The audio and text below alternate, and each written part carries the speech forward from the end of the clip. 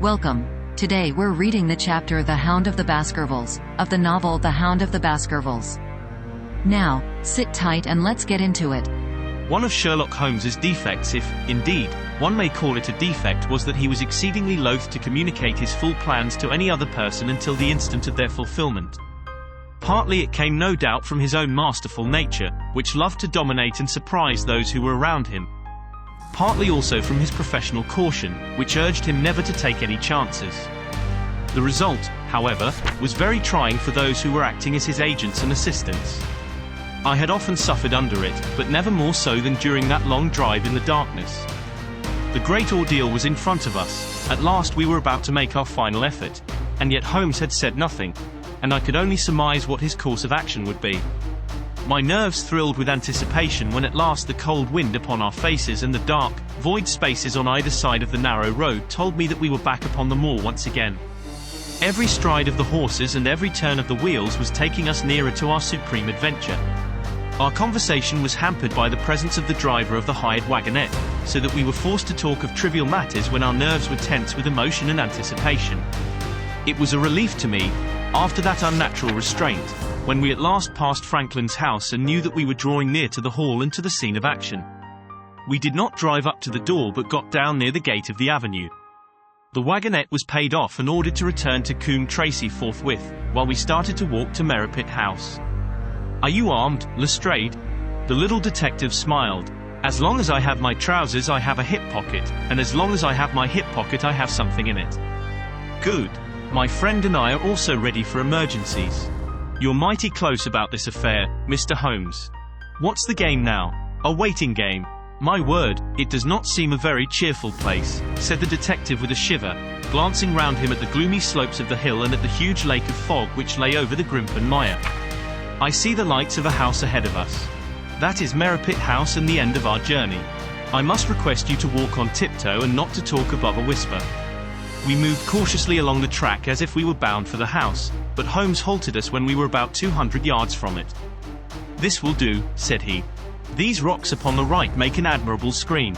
We are to wait here? Yes, we shall make our little ambush here. Get into this hollow, Lestrade.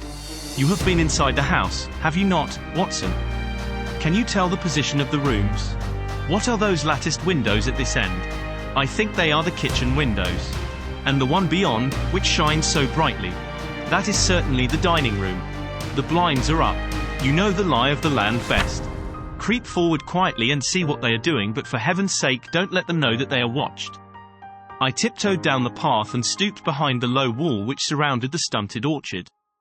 Creeping in its shadow I reached a point whence I could look straight through the uncurtained window. There were only two men in the room, Sir Henry and Stapleton. They sat with their profiles towards me on either side of the round table. Both of them were smoking cigars, and coffee and wine were in front of them.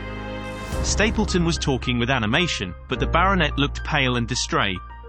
Perhaps the thought of that lonely walk across the ill-omened moor was weighing heavily upon his mind.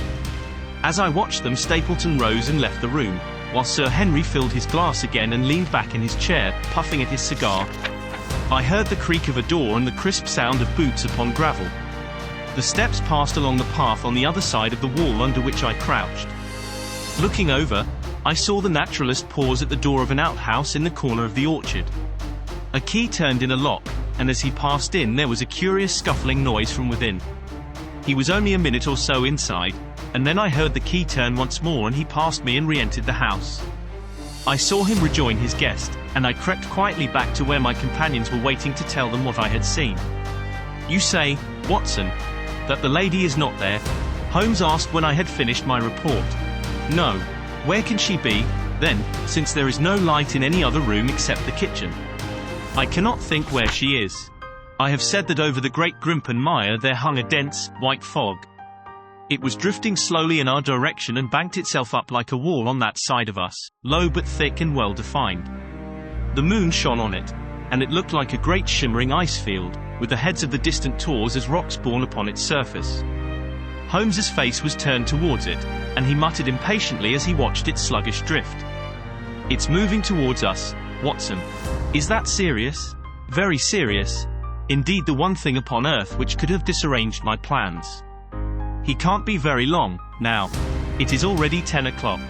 Our success and even his life may depend upon his coming out before the fog is over the path. The night was clear and fine above us. The stars shone cold and bright, while a half-moon bathed the whole scene in a soft, uncertain light. Before us lay the dark bulk of the house, its serrated roof and bristling chimneys hard outlined against the silver-spangled sky. Broad bars of golden light from the lower windows stretched across the orchard and the moor. One of them was suddenly shut off. The servants had left the kitchen. There only remained the lamp in the dining room where the two men, the murderous host and the unconscious guest, still chatted over their cigars. Every minute that white woolly plain which covered one half of the moor was drifting closer and closer to the house. Already the first thin wisps of it were curling across the golden square of the lighted window. The farther wall of the orchard was already invisible, and the trees were standing out of a swirl of white vapor. As we watched it, the fog wreaths came crawling round both corners of the house and rolled slowly into one dense bank on which the upper floor and the roof floated like a strange ship upon a shadowy sea. Holmes struck his hand passionately upon the rock in front of us and stamped his feet in his impatience. If he isn't out in a quarter of an hour, the path will be covered.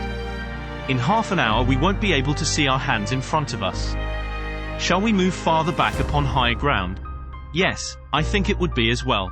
So as the fog bank flowed onward, we fell back before it until we were half a mile from the house, and still that dense white sea, with the moon silvering its upper edge, swept slowly and inexorably on. "We are going too far," said Holmes. "We dare not take the chance of his being overtaken before he can reach us. At all costs we must hold our ground where we are." He dropped on his knees and clapped his ear to the ground. "Thank God, I think that I hear him coming." A sound of quick steps broke the silence of the moor. Crouching among the stones, we stared intently at the silver-tipped bank in front of us. The steps grew louder, and through the fog, as through a curtain, there stepped the man whom we were awaiting. He looked round him in surprise as he emerged into the clear, starlit night. Then he came swiftly along the path, passed close to where we lay, and went on up the long slope behind us. As he walked, he glanced continually over either shoulder, like a man who is ill at ease. "Hist!" cried Holmes, and I heard the sharp click of a cocking pistol. "Look out! It's coming!"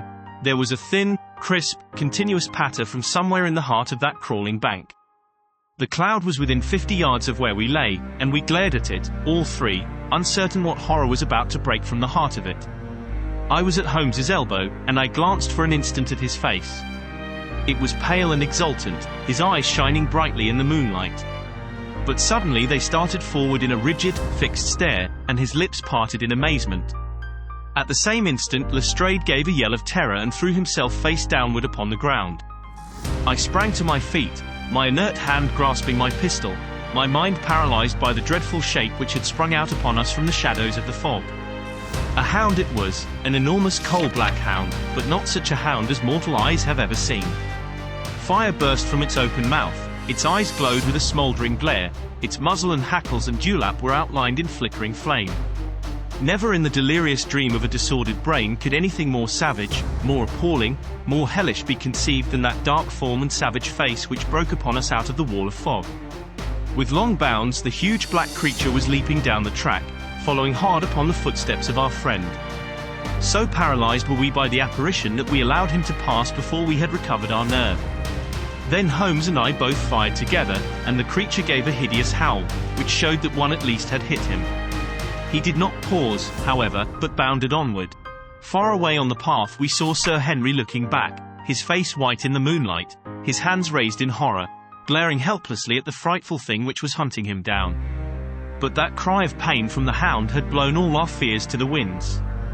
If he was vulnerable, he was mortal, and if we could wound him, we could kill him. Never have I seen a man run as Holmes ran that night. I am reckoned fleet of foot, but he outpaced me as much as I outpaced the little professional. In front of us as we flew up the track we heard scream after scream from Sir Henry and the deep roar of the hound. I was in time to see the beast spring upon its victim, hurl him to the ground, and worry at his throat. But the next instant Holmes had emptied 5 barrels of his revolver into the creature's flank.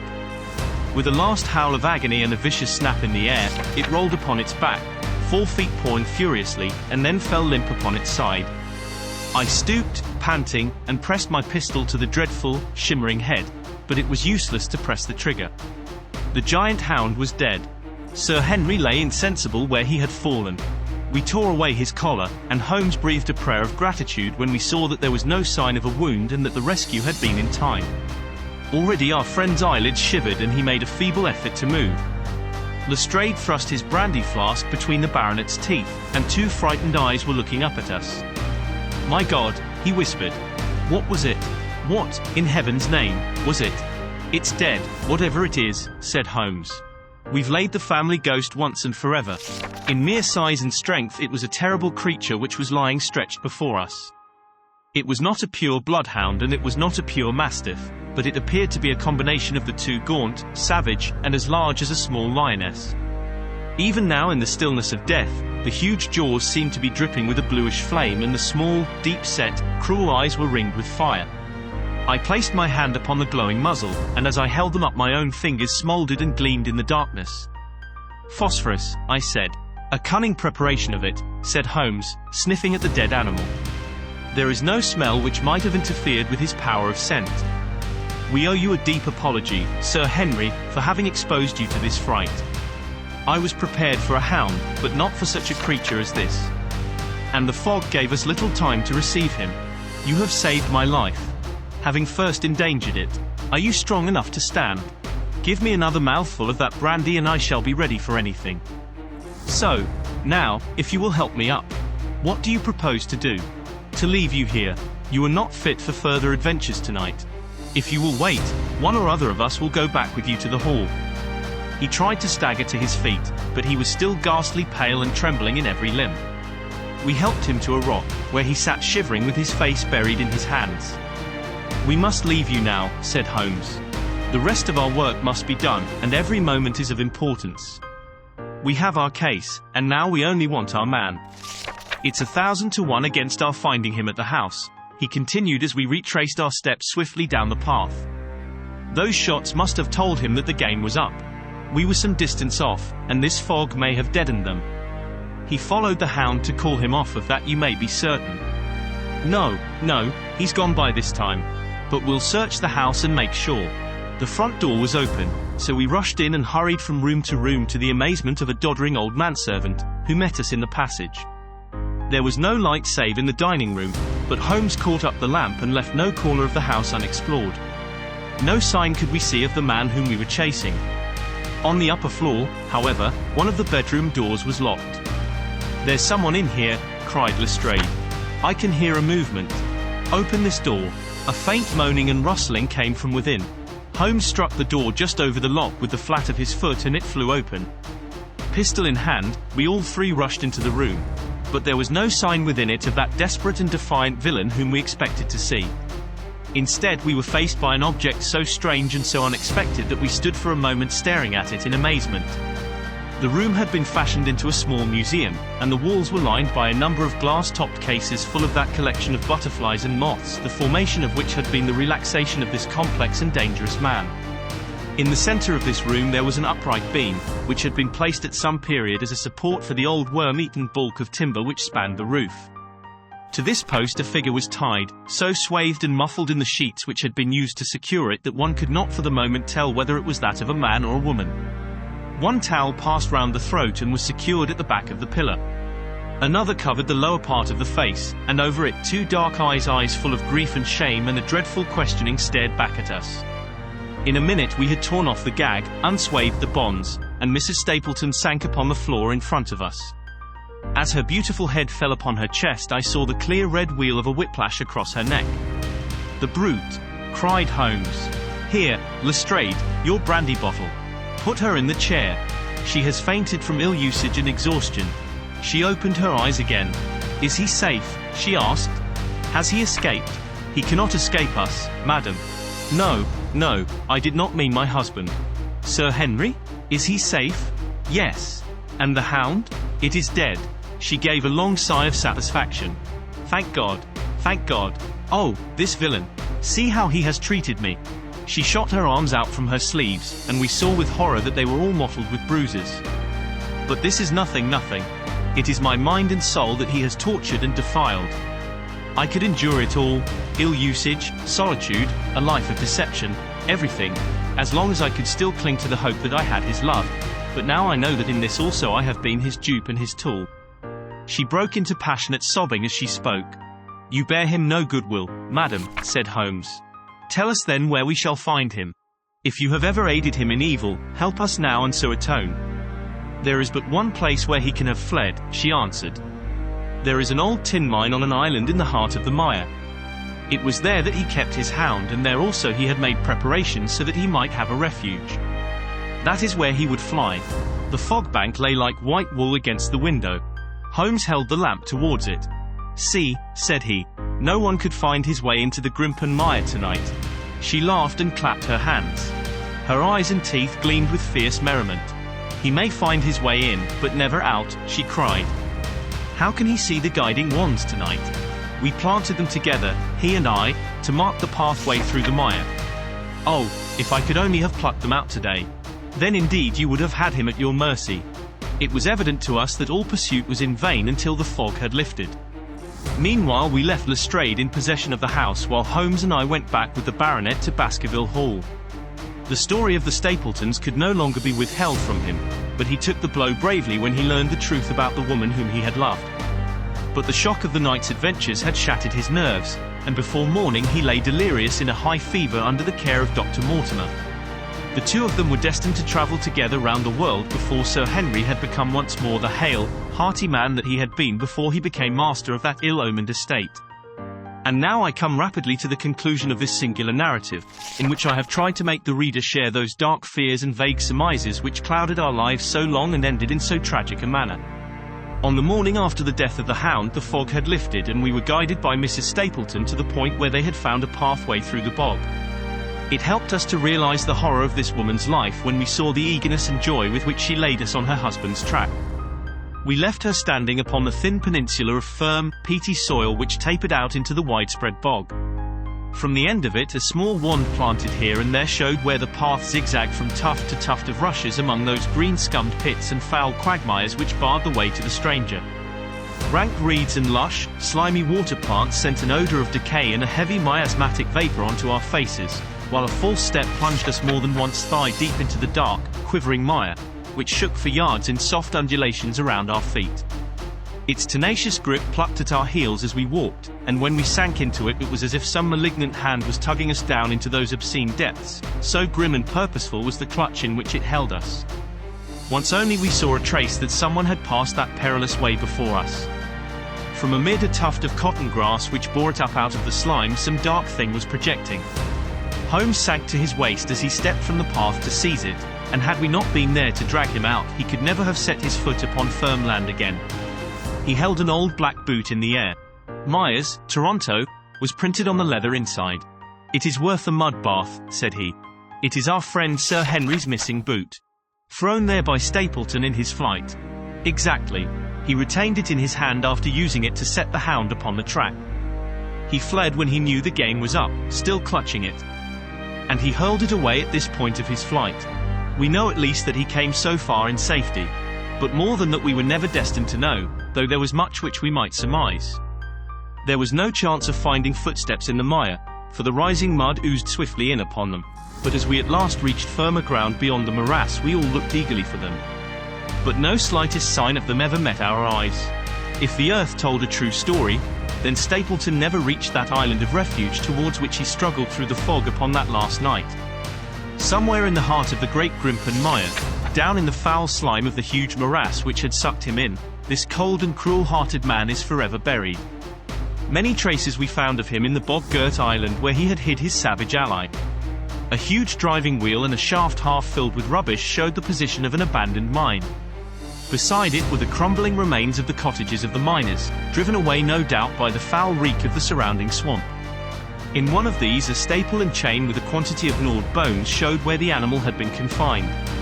A skeleton with a tangle of brown hair adhering to it lay among the debris. "A dog," said Holmes. "By Jove, a curly-haired spaniel. Poor Mortimer will never see his pet again. Well, I do not know that this place contains any secret which we have not already fathomed. He could hide his hound, but he could not hush its voice, and hence came those cries which even in daylight were not pleasant to hear. On an emergency he could keep the Hound in the outhouse at Merripit, but it was always a risk, and it was only on the supreme day, which he regarded as the end of all his efforts, that he dared do it. This paste in the tin is no doubt the luminous mixture with which the creature was daubed. It was suggested, of course, by the story of the family hellhound, and by the desire to frighten old Sir Charles to death. No wonder the poor devil of a convict ran and screamed, even as our friend did, and as we ourselves might have done, when he saw such a creature bounding through the darkness of the moor upon his track. It was a cunning device, for, apart from the chance of driving your victim to his death, what peasant would venture to inquire too closely into such a creature should he get sight of it, as many have done, upon the moor? I said it in London, Watson, and I say it again now, that never yet have we helped to hunt down a more dangerous man than he who is lying yonder. He swept his long arm towards the huge mottled expanse of green splotched bog which stretched away until it merged into the russet slopes of the moor. Did you enjoy today's chapter of The Hound of the Baskervilles? Why not subscribe and ring the bell?